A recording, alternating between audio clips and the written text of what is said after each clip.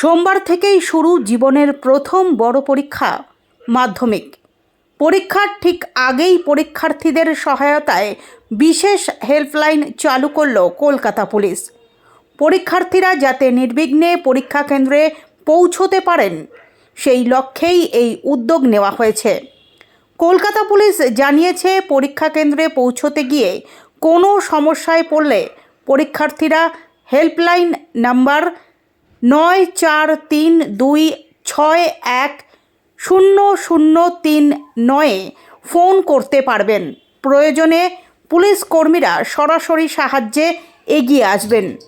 বাড়িতে admit card ফেলে আসা, দেরিতে পরীক্ষা কেন্দ্রে পৌঁছানোর আশঙ্কা বা অন্য কোনো জরুরি পরিস্থিতিতেও মিলবে পুলিশি সহায়তা। এছাড়াও পরীক্ষার সময় কোনো পরীক্ষার্থী অসুস্থ হয়ে পড়লে দ্রুত হাসপাতালে পৌঁছে দেওয়ার জন্য শহরের গুরুত্বপূর্ণ রাস্তাগুলিতে অ্যাম্বুলেন্স মোতায়েন থাকবে।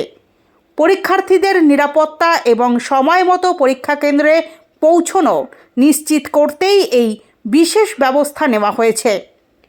কলকাতা পুলিশের পাশাপাশি রাজ্য সরকারও মাধ্যমিক পরীক্ষার সময় পরিবহন পরিষেবা জোরদার করেছে।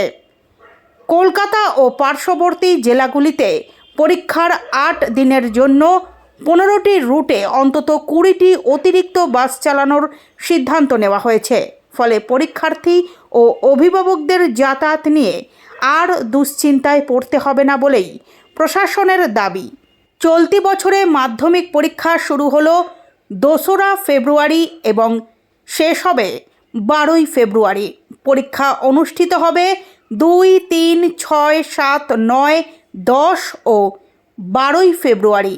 প্রতিদিন সকাল 10:45 পরীক্ষা শুরু হয়ে চলবে দুপুর 2টো পর্যন্ত। এই সময়ে শহরের রাস্তায় সাধারণত যানজট বেশি থাকে বলেই পরীক্ষার্থীদের সুবিধার্থে আগাম প্রস্তুতি নেওয়া হয়েছে। এবছর মাধ্যমিক পরীক্ষায় মোট পরীক্ষার্থীর সংখ্যা 9,71,340 জন। এর মধ্যে 4,26,733 জন ছাত্র, 5,44,606 জন ছাত্রী এবং 1 জন তৃতীয় লিঙ্গের পরীক্ষার্থী রয়েছেন। গোটা রাজ্য জুড়ে মোট 2,682টি পরীক্ষা কেন্দ্রে অনুষ্ঠিত হতে চলেছে মাধ্যমিক পরীক্ষা।